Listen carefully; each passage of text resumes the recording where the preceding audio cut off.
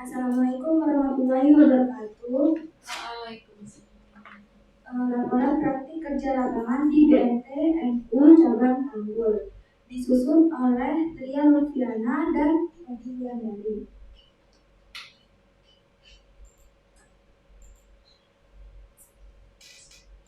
Sebelumnya yang terhormat Bu Ati Ristalata selaku guru pembimbing kami. Perkenalkan, nama saya Tria Lutfiana dan saya Wahyu Wulandari.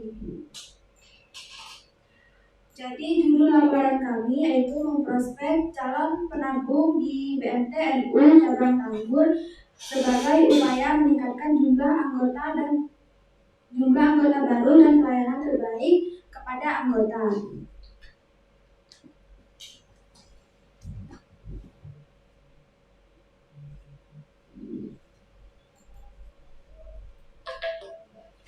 Latar belakang praktik kerja lapangan atau PKL adalah suatu kegiatan pembelajaran dalam melaksanakan praktik kerja langsung bagi siswa-siswi di dunia kerja dan merupakan salah satu yang harus dipenuhi oleh seluruh siswa-siswi SMK Negeri 6 Jember untuk mendapatkan kelulusan. Waktu dan tempat.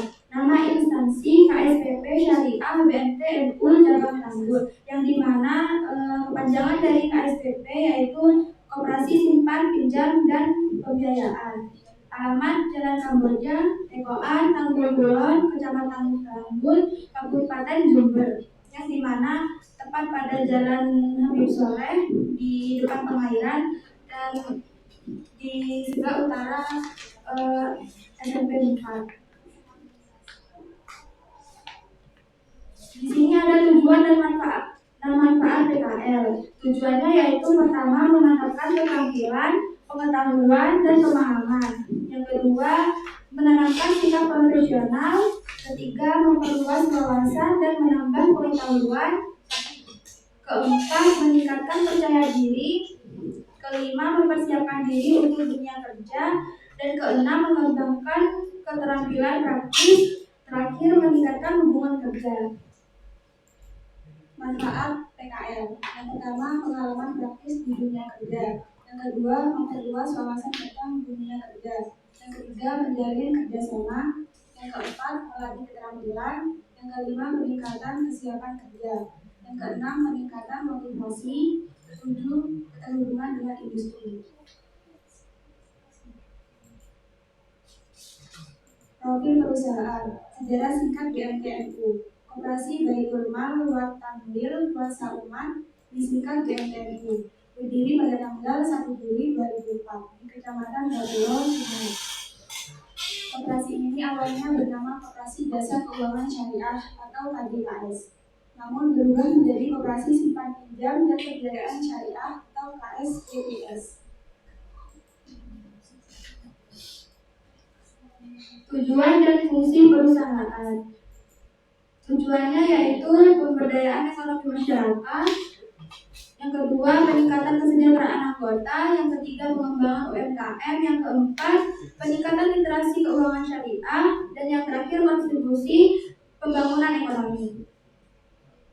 Fungsi perusahaan. Yang ke-1, lembaga keuangan mikro syariah. Yang kedua, penggerak ekonomi masyarakat. Yang ketiga, peningkatan kesejahteraan anggota. Yang keempat, pemberdayaan masyarakat. Dan kelima, sosialisasi ekonomi syariah.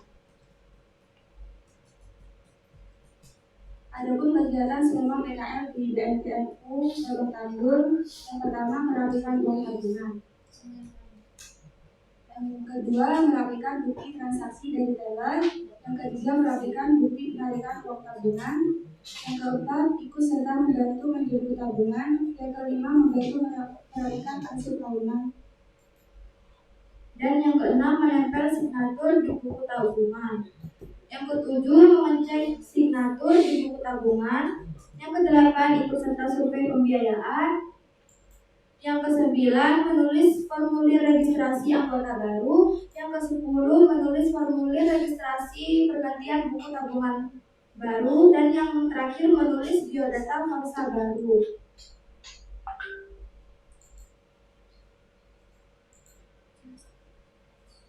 mengenali produk yang ada di BMTNU cabang Tanggul. Yang pertama siaga, simpanan anggota. Yang kedua sidik patonah, yang ketiga sajadah, yang keempat sedekah, yang kelima sahara, simpanan haji dan umroh, yang keenam sabar, simpanan lebaran, yang ketujuh tabah, tabungan mudarobah, yang kedelapan tarawih, tabungan umrohi, yang kesembilan tinta emas, yang kesepuluh tamasa, yang ke-11 pinjaman kurma, yang ke-12 pembiayaan personal, dan yang ke-13 plasisma, yang ke-14 pinjaman multiguna berkah. Masalah yang diangkat tentang pelayanan dan komunikasi terhadap anggota penabung di BMTNU cabang Tanggul. Yang pertama, rendahnya pemahaman masyarakat tentang produk tabungan. Banyak masyarakat belum memahami perbedaan antara tabungan syariah dan konvensional, termasuk alat-alat yang digunakan dan sistem bagi hasil. Kedua, kurangnya komunikasi yang efektif. Hal ini dapat menyebabkan berbagai masalah seperti kesalahpahaman antar anggota dan pengelola, rendahnya kepercayaan, serta ketidakjelasan informasi mengenai produk pelayanan. Yang ketiga, kualitas pelayanan yang perlu ditingkatkan. Kualitas pelayanan BMTNU cabang Tanggul dinilai belum optimal. Masyarakat merasa tidak puas dengan keramahan, kecepatan, dan kejelasan informasi. Dan yang terakhir, kurangnya kepercayaan masyarakat, terutama di luar komunitas NU. Masyarakat di luar komunitas NU mungkin belum familiar dengan BMTNU cabang Tanggul atau meragukan keamanannya. Perbandingan teori dengan fakta di lapangan beserta solusinya. Pemahaman masyarakat tentang produk tabungan syariah. Menurut teori, keputusan konsumen memilih produk tabungan syariah didasarkan pada manfaat yang dirasakan atau menghindari riba bagi hasil atau dibandingkan biaya atau risiko. Fakta di lapangan, pemahaman masyarakat di BMTNU cabang Tanggul tentang tabungan syariah masih rendah. Solusi edukasi melalui literasi keuangan syariah, pemanfaatan teknologi untuk sosialisasi dan penyediaan brosur penjelasan produk. Dan yang kedua, tingkat kualitas pelayanan. Menurut teori, kepuasan karyawan meningkatkan kualitas pelayanan yang berdampak pada kepuasan anggota dan profitabilitas. Yang kedua, fakta di BMTNU cabang Tanggul. Kualitas pelayanan di BMTNU cabang Tanggul belum optimal. Masyarakat kurang puas dengan keramahan, kecepatan, dan kejelasan informasi. Solusi yang tepat untuk tingkat kualitas pelayanan yaitu survei kepuasan pelanggan, digitalisasi layanan untuk mempercepat proses, pelatihan layanan anggota untuk meningkatkan profesionalisme dan keramahan karyawan. Yang ketiga, komunikasi yang efektif. Menurut teori, komunikasi efektif adalah proses penyampaian pesan yang jelas, dipahami dengan tepat, dan memicu tindakan yang diinginkan. Menurut fakta, di BMTNU cabang Tanggul, kurangnya komunikasi efektif menyebabkan masalah seperti kesalahpahaman, rendahnya kepercayaan, dan ketidakjelasan informasi produk. Solusi yang tepat untuk meningkatkan komunikasi yang efektif yaitu untuk BMTNU cabang Tanggul dapat memberikan feedback cepat kepada anggota. Yang keempat, kepercayaan masyarakat. Menurut teori, kepercayaan penting dalam membangun hubungan sosial yang sehat. Kepercayaan tumbuh dari pengalaman positif dan komunikasi terbuka. Menurut fakta di lapangan, masyarakat di luar komunitas NU kurang percaya pada BMTNU cabang Tanggul karena kurang familiar, ragu akan keamanannya. Menurut solusinya, bangun kepercayaan dengan citra positif melalui testimoni dan keberhasilan BMTNU, jalin kemitraan dengan UMKM dan komunitas bisnis syariah.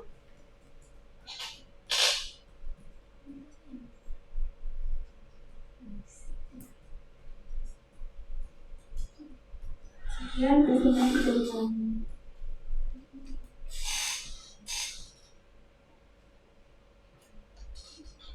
Baik, terima kasih presentasinya. Bisa di scroll lagi di dokumen aslinya. Ini ya.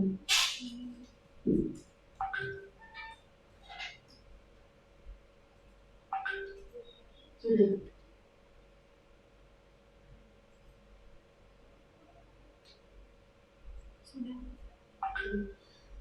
Tadi kalian kan di sana pekerjaan sehari-harinya mayoritas mencari nasabah gitu kan ya, mencari nasabah baru gitu. Tadi disebutkan bahwa salah satu tantangan untuk mencari nasabah baru itu kan terutama pada masyarakat yang di luar komunitas NU gitu kan ya. Nah misalnya nih, misalnya Bu Risa bukan orang NU gitu kan, bagaimana caranya kalian sebagai siswa PKL yang akan memasarkan atau mempromosikan produk tabungannya BLTNU kepada masyarakat yang bukan dari komunitas NU.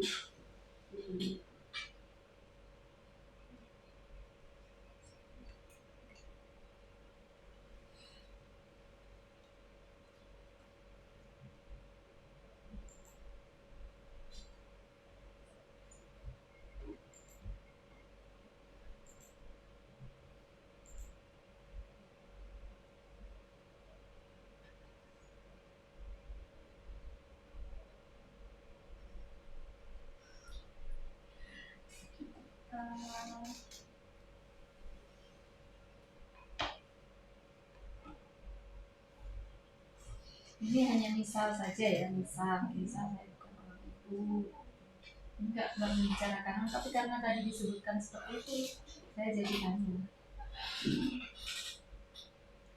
Bagaimana cara sebetulnya jawabnya enggak? Iya, dinalar aja. Nalar. Ini kan pertanyaan nalar, bukan dari slide. Aku nak orang NU itu, aku nak BMT punya NU itu harus orang NU. Jadi meskipun komunitas di luar NU itu tidak apa-apa untuk bergabung di apa namanya itu jadi anggota BMTNU. Soalnya apa ya Bu?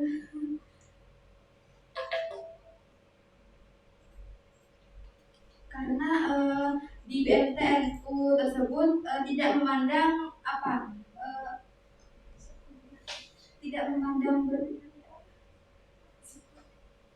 ya.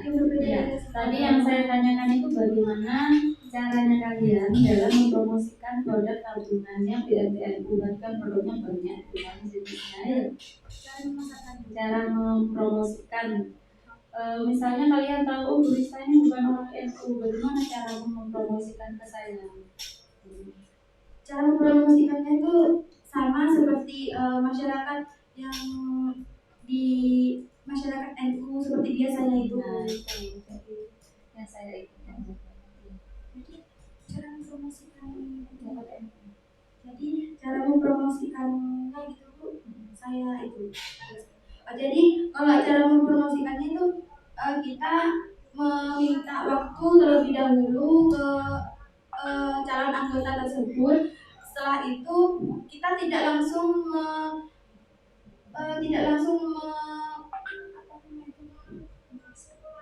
menjelaskan maksud kedatangan kita. Jadi kita seperti mencari topik terlebih dahulu seperti ya sebelum menjelaskan gitu Bu. Gibah dulu. Iya, seperti iya Bu, seperti nanya-nanya Bu, gimana di sini sama siapa Bu tinggalnya gitu, Bapak kemana, kerjanya apa gitu. Terus nanti habis itu setelah seakrab sama anggota apa namanya itu calon anggota tersebut, baru kita menjelaskan maksud kedatangan kita untuk mempromosikan produk-produk yang ada di BMTNU. Pertanyaan kedua, BMTNU ini kan bank muamalah ya yang bergerak bergeraknya itu di bidang koperasi ya, koperasi syariah ya, gitu. Dengan sistemnya yang bagi hasil ya. Oke.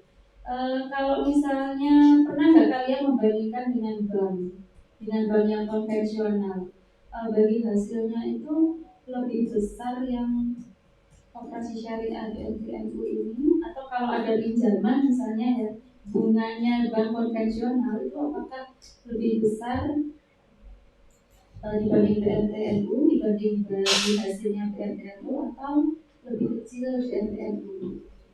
Pernah nggak? Oh, nggak pernah. Nggak tahu. Iya. Jadi bagi hasilnya itu didasarkan atas apa? Itu dari saldo setiap tabungan anggota. Itu semisal saldo setiap tabungan anggota itu banyak, nominalnya tinggi, itu bagi hasilnya juga lumayan cukup banyak gitu. Berarti menurut kalian bedanya apa antara bagi hasil dengan sistem bunganya bank konvensional? Ketika bagi hasil kalau di BNT bagi hasil itu seperti penabung itu yang mendapatkan keuntungan kalau bunga itu seperti bukan tuh dia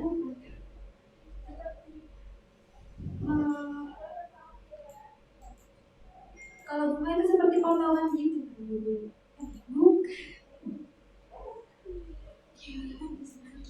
Misalnya saya sebagai nasabah penyimpan ya di bank konvensional, setiap bulan saya akan dapat bunga dari bank yang di awal sudah ditentukan kan persentase bunga untuk nasabah penabung itu berapa, gitu ya. Tapi kalau di BNPL itu bagaimana sistem bagi hasilnya? Itu di ruang kerja sih.